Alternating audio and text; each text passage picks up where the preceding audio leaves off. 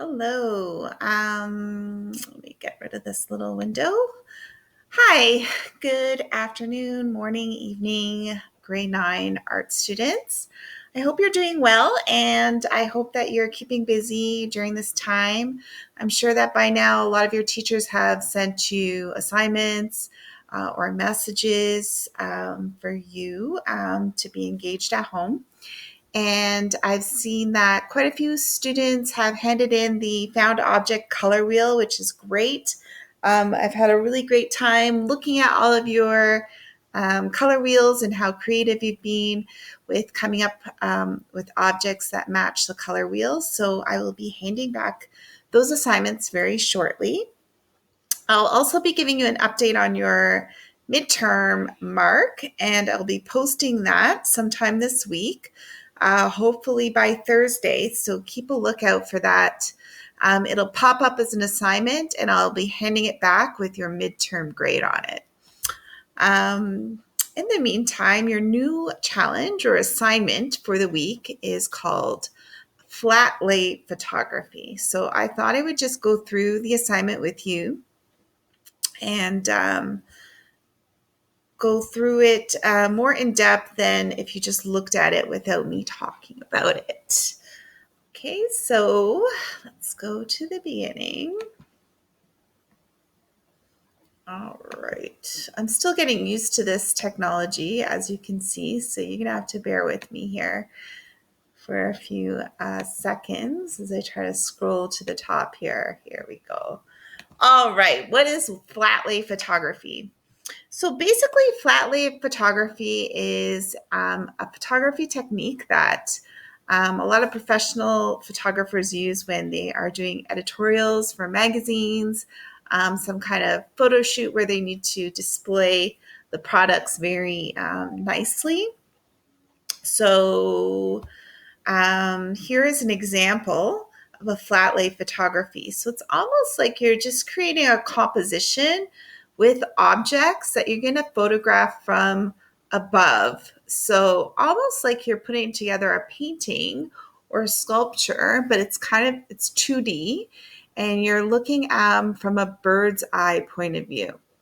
And as you can see with this example, they've really considered color as their main theme. So their color scheme is gray, black, and this kind of dusty rose or pink, because some of the objects don't really go together. So they put these eggs in here, which would say wouldn't really go together with shoes, but they do match because they do fit in with the color scheme. All right. So here's another example of Flay Lay photography. So here you could say the thing that ties all these objects together is definitely the colors. Do you see any other aspects of these objects that tie them together? Let's take a moment and take a look.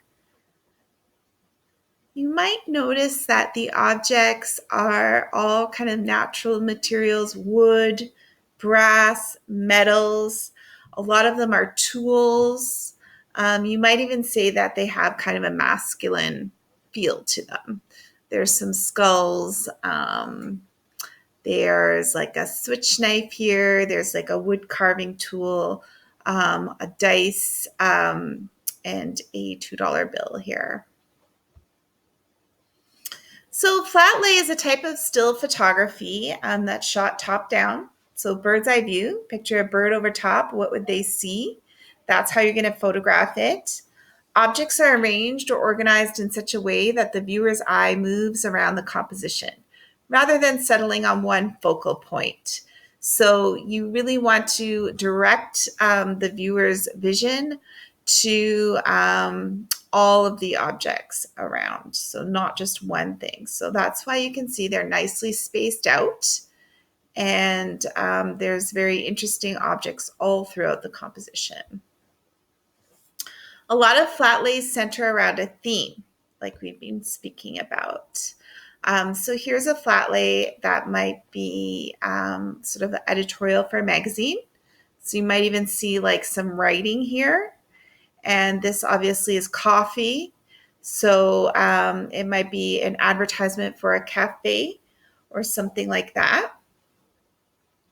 Here we have some sewing materials. And you can see there's a lot of negative space as well in this flat lay. And that's something you might want to consider when you're making yours. So instead of having everything evenly spaced out, you might have it concentrated in one part of your composition, like this lovely triangular shape here. So consider how you want to arrange the objects and how they're going to look to your viewer.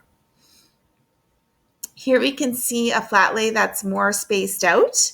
And these objects, you could say, would be all needed to make a delicious pasta dish. So you've got your tomatoes, basil, salt, pepper, noodles, garlic, and the pan and the pot that you would need. Other flat lays tell a story or describe a person. So here we have planning a vacation. So these are all the items you might want to bring on vacation. This could be like planning a trip. We have the map, we have cameras and so forth. Don't be afraid to put a hand in. Maybe your little brother wants to help out, or sibling, or your mom, and you can put their hand in the flat lay. You can experiment with doing that as well. Groom to be, so wedding portraits. A lot of photographers make money by doing freelance wedding photography. And this could be like kind of an interesting way to tell the story of the wedding day and all the objects that would be important on someone's wedding day. So we have the wedding rings, the nice shoes, a watch, the bow tie, etc. So all of the accessories you would wear during that day. Here we have going on a picnic. Again, we can see the color scheme is very important here. The red really pops against the green. And as you learned from doing your color wheel, red and green are complementary colors. So they really react with each other and pop each other out. So think about your color scheme. Try to have, 2 or 3 dominant colors in your flat lay. Hipster starter kit. What would you need? What's your go-to items when you leave the house? What do you need to have on you? So maybe you might have your backpack. Maybe you might have some books, pencils, anything that you would carry with you. Here we have a YouTube video with somebody who really goes through how to photograph a flat lay. And you can skip to 1 minute and 10 seconds into the video, but I highly suggest you watch this YouTube video.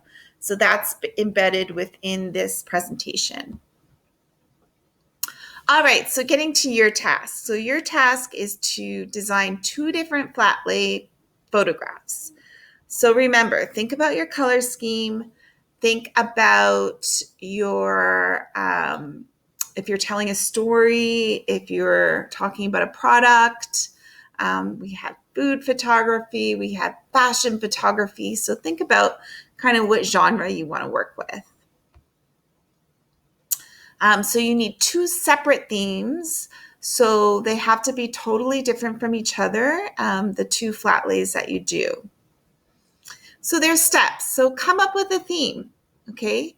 Choose a surface that adds to your photo, or at least doesn't distract from it. So I might not want to use like a busy quilt or blanket as my background, because I might not be able to see my objects very well. So things that work well might be like a wood floor, tiled floor. If you have a balcony, maybe out there. If you want to go out on the grass, something like that. Identify your light source. So if you're working with natural light and you're outside, you can use the sun. If you're working indoors and you have like a lamp that you can move around, move that around and see how it affects your composition. If you have a flashlight, you could play with that. How does the light hit your objects? Arrange your objects thoughtfully and aesthetically. And we'll talk more about how you can arrange them in a few minutes. Brainstorm a theme. So you obviously have to work with the objects you have at home because we can't go out to stores or anything like that. So work with what you have there. Work with what's in your bedroom, maybe your kitchen. What kind of objects do you have and how can you tie them together? Make lists of what you have and what ties them together. Is it the color scheme? Is it that they are all tools for making a certain thing? Are they all food items? So try to think of a theme that runs through all of your objects. So here's some examples of background surfaces that you can use. And here's some more possibilities. So towel, table, carpet, floor, sheets, grass, cardboard, paper, tiled floor, decking, sidewalk, asphalt. So there's many different backgrounds you can use. So also see how it links with your theme. So if you're doing a cooking theme, maybe you'll use a cutting board as your background. If you're doing a beach theme, use your beach towel as a background. Carpentry theme, so maybe you have some hammers at home, maybe you have other screwdrivers, things like that. Maybe you want to do more of a rough background, plywood or cement floor. Like I said, plan your light source, play around with table lamps, flashlights, whatever you have. You can also use natural light from a door, a window. This person is bouncing the light off of a card. That's a neat trick. So if you have like a Bristol board at home, you can bounce the light off of that. You can play around with that. Here's different ways that you can set up your objects. So energetic, fun. They're not completely in line with each other. Okay. Static and calming, they line up exactly. Even if the objects are random, try organizing them in a pleasing way that makes for a good image. So we can see the red is a big theme, red and blue and black. So even though a tennis racket might not necessarily connect with lifesavers, they have similar colors in them. So that's why this person included both the objects in here. So you can definitely use color as a way to tie in your objects.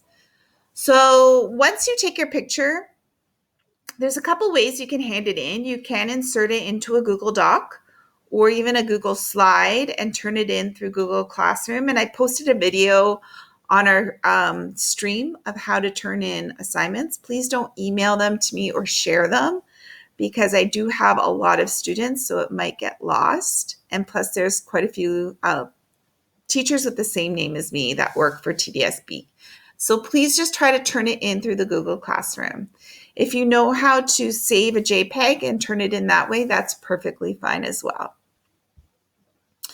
I assume that you're going to be using your cell phone, your smartphone for this assignment. If you don't have your own, please try to borrow a parent's.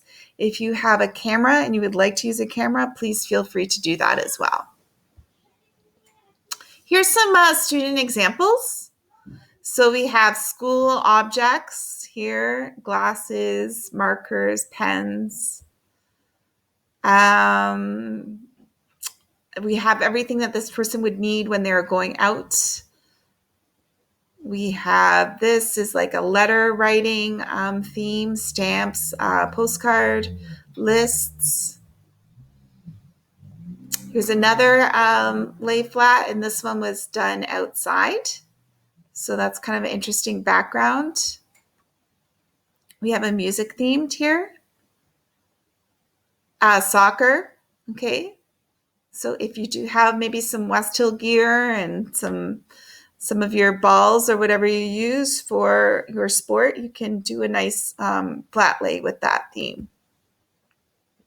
We've got homework, okay. And some travel images, some cooking, baking images, and here they turned the photo to black and white. So that's kind of interesting. And then we have the lovely hand sanitizer that everybody wants to have right now. That's hard to get. Okay, so I'm really looking forward to seeing what you guys come up with. And this is the challenge, the assignment for the week. So it'll be due on Friday. And hopefully you can do it, no problem. As always, if you have any questions, please feel free to ask me by emailing me, and I will be more than happy to get back to you. All right, I hope everybody's doing good, and I look forward to seeing your work. If you have not handed in the color wheel or the research assignment, please do that as soon as possible, and I'll be handing that back and giving you feedback soon. Okay? Thanks a lot, guys. Stay safe. Bye.